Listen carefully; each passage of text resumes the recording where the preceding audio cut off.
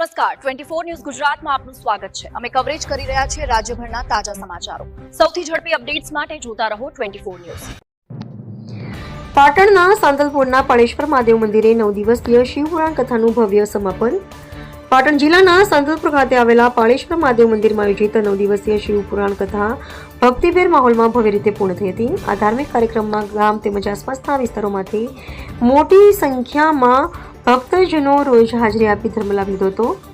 કથાકાર સુરેશ મહારાજ શાસ્ત્રી દ્વારા 9 દિવસ સુધી નિઃશુલ્ક કથા વાંચન કરવામાં આવ્યું હતું, જે બદલ ગ્રામજનો દ્વારા તેમના પ્રત્યે વિશેષ આભાર વ્યક્ત કરવામાં આવ્યો હતો।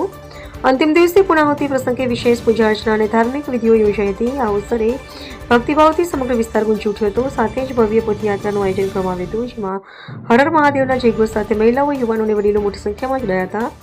આ કાર્યક્રમમાં જયેન્દ્રસિંહ જાડેજા દ્વારા 111 માટીના શિવલિંગ પોતાના ઘરે બનાવી ભક્તિનો અનોખો દાખલો પૂરો પાડવામાં આવ્યો હતો, જે કાર્યક્રમનું વિશેષ આકર્ષણ રહ્યું હતું।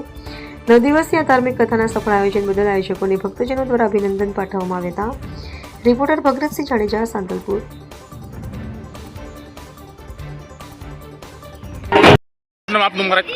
મારું નામ આચાર્ય શ્રી સુરેશભાઈ રાવલ, કથાકાર। આજે જે સાંતલપુર પારેશ્વર મહાદેવ જે કથા હતી એના વિશે આપ શું કહેવા માંગો? પારેશ્વર મહાદેવ ભગવાન શિવના પ્રસન્ન કરવા માટે સાંતલપુર સમસ્ત ગ્રામજનો દ્વારા આપણે એની શિવપુરાણનું આયોજન કર્યું હતું। ખૂબ સારી રીતે આયોજન કર્યું।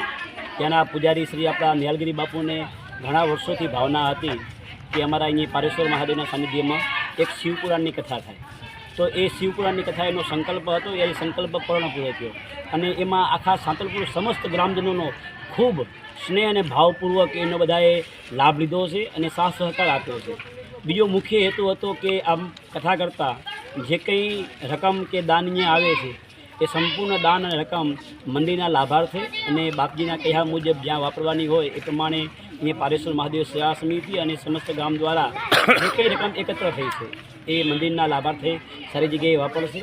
ગામનો મુખ્ય એ હતું કે બસ આ ગામના આંગણે પારેશ્વર મહાદેવના મંદિરમાં એક આવી શિવપુરાણ કથા થાય, બસ એ જ હેતુ હતો ગામનો।